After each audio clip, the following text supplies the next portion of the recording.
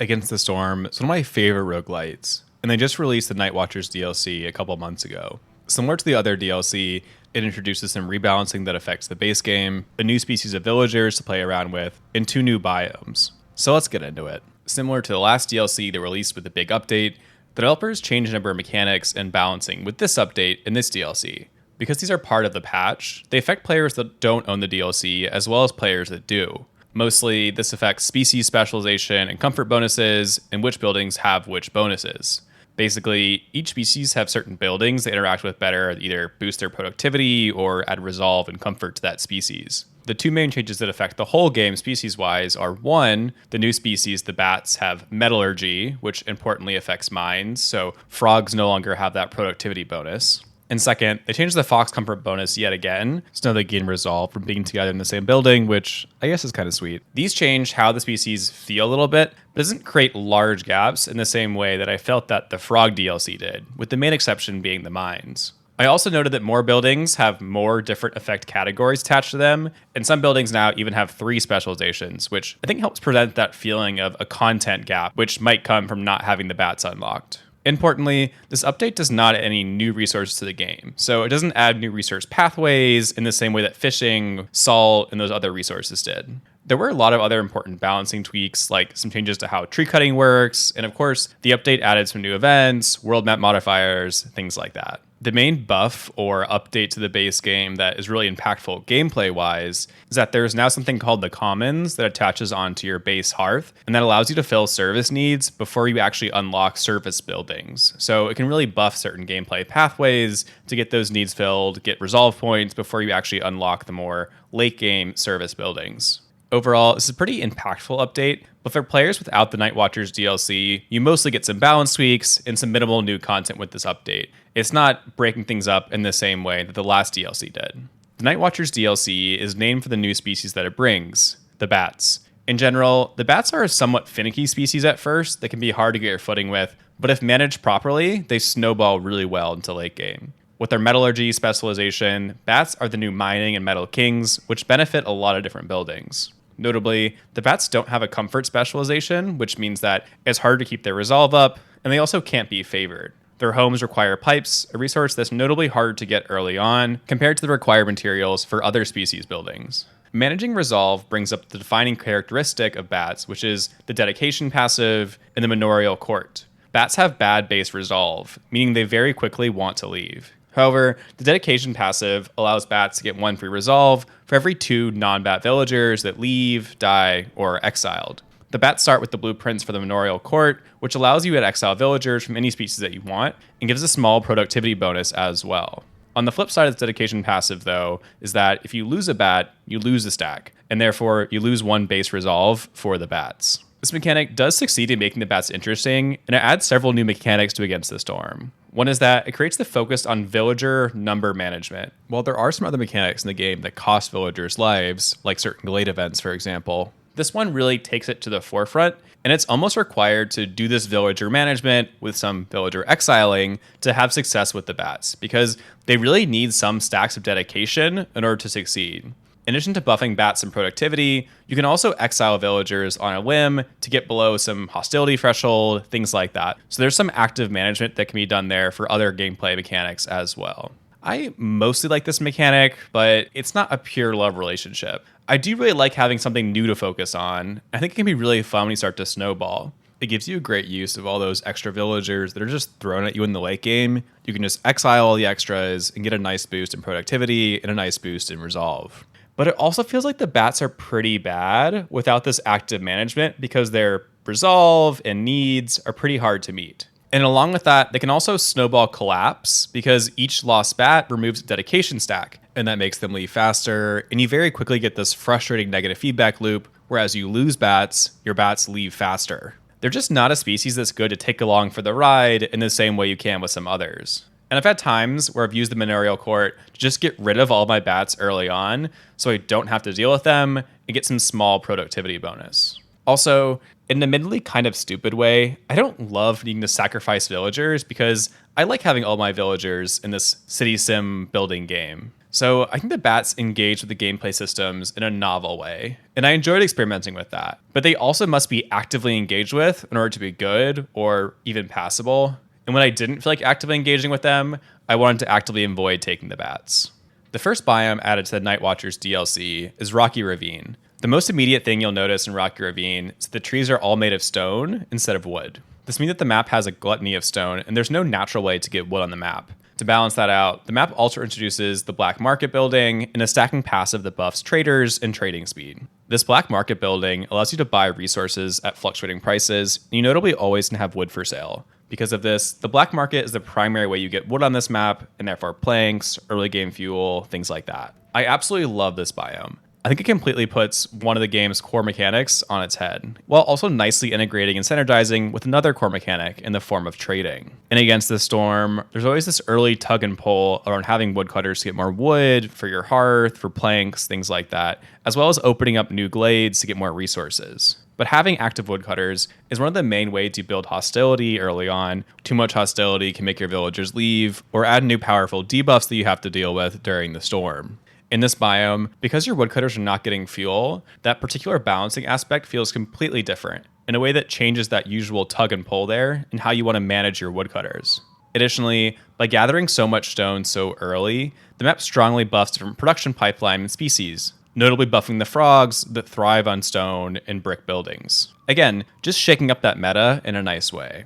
In a similar way, I found the trade focus to be incredibly fun. At its core, it's not fundamentally altering trading in the same way it is woodcutting, but the addition of the black market means you basically always have some resource merchant available. You can always buy items with Future Ember as well if you don't currently have any, and that can save you in a pinch if you need immediate fuel, or if your villagers are about to starve and you need to buy food.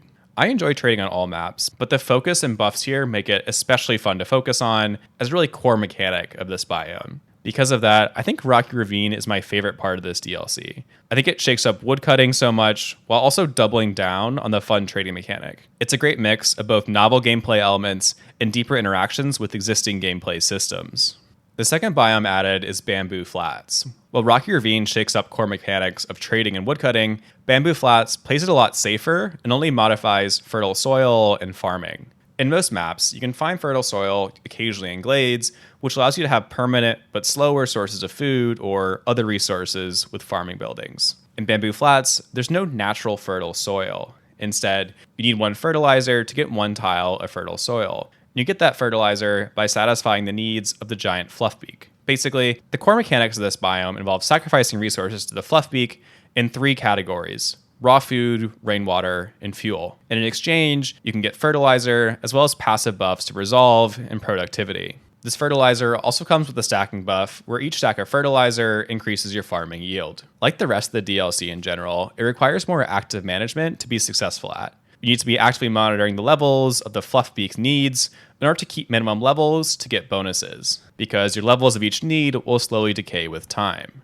Importantly, you do really need at least something in all 3 categories in order to actually get fertilizer. You can't only focus on food, for example, you need some balance. I quite like the concept for this biome. I think more active elements for this game make sense, especially in a DLC like this, and I think the slow burn quality that can come with building up this farm more and more can be really enjoyable. At the same time, the balance here just feels kind of off to me in 3 different ways. First, it just starts really slow. It feels like if I don't immediately dump my starting resources into it, that I won't be able to get any farmland until I've basically solved my outpost. To solve that, I do just that. I dump my starting resources into it to at least get farming started. But I still often feel like I have this huge gap where I can't engage with it again for a couple more years. I think the problem comes with the second balancing thing that feels slightly off. You need 65% resolve to get fertilizer. We can only get 66 or 67% resolve if you max out 2 well-being categories. And that basically immediately and constantly decays below 65%.